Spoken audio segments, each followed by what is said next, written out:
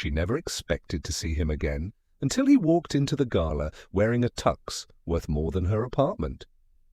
You know those nights that are meant to be just that, one night.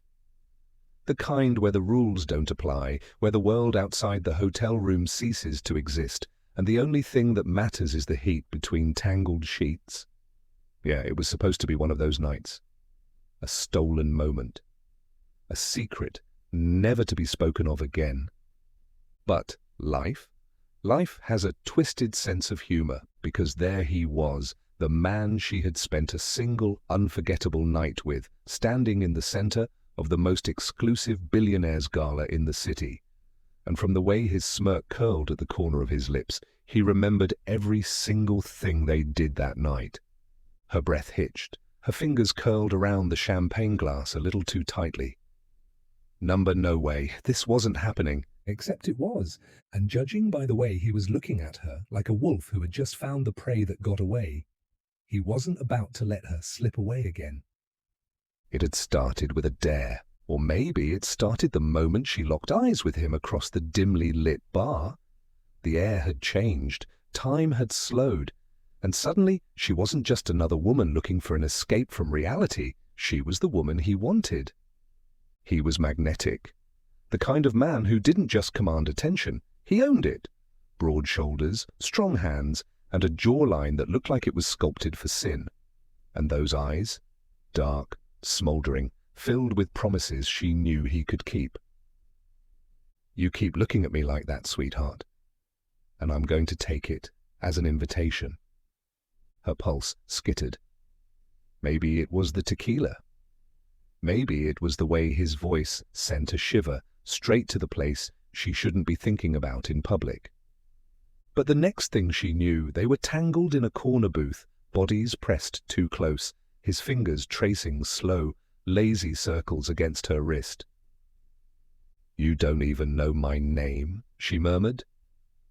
"And you don't know mine," he shot back. "That's what makes this fun, don't you think?" Her breath hitched. It should have been a warning sign. An escape route. But instead it was gasoline on a fire she didn't want to put out. "Last chance to change your mind," he murmured, his lips grazing the sensitive spot just below her ear. "Because once we leave this bar, I'm not stopping."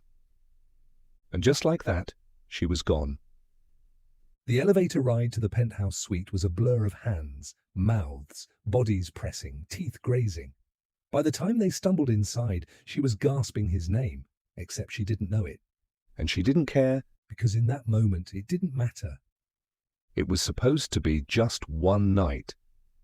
A night of hands gripping sheets, of whispered filth, of pleasure so intense it made her forget her own damn name.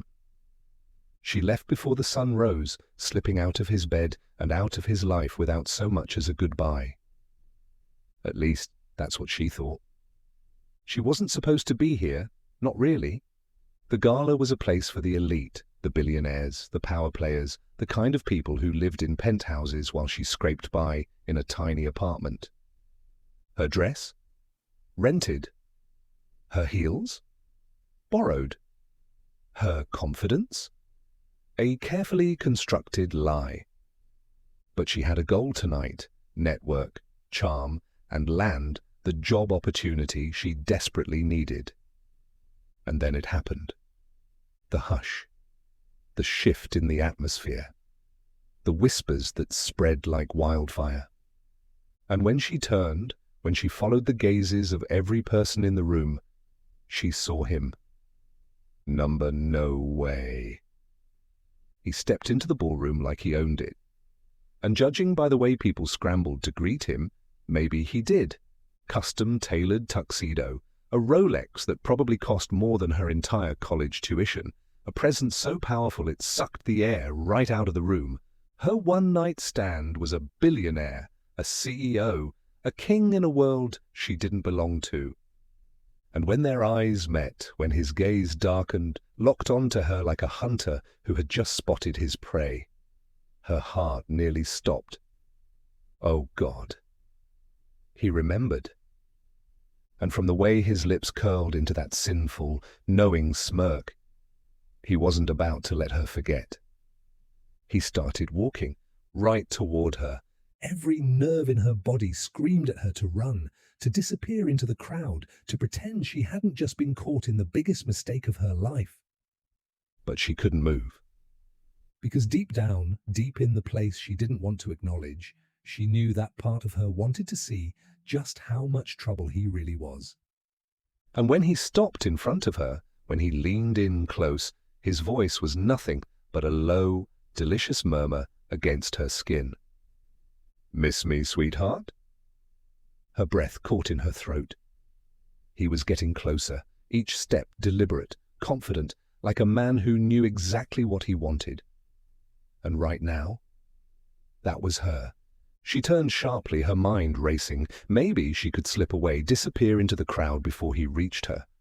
Maybe he'd think he was mistaken, that she was just another woman in a sea of designer gowns. But before she could take another step, a warm hand closed around her wrist. "Leaving so soon?" His voice, deep and laced with amusement, sent a shiver down her spine.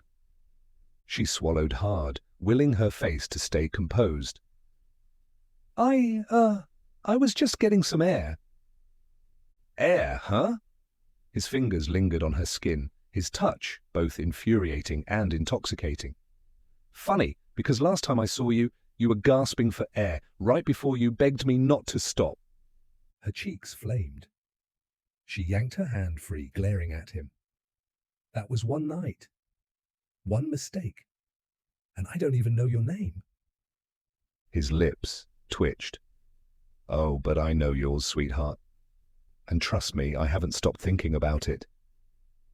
Rising tension, she wanted to disappear, melt into the floor, anything to escape the knowing gaze of the man who had seen her at her most vulnerable. But no, the universe wasn't that kind, and neither was he.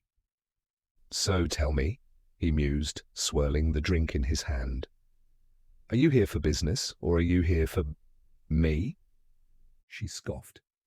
"Trust me, you were the last person I expected to see tonight." "Oh?"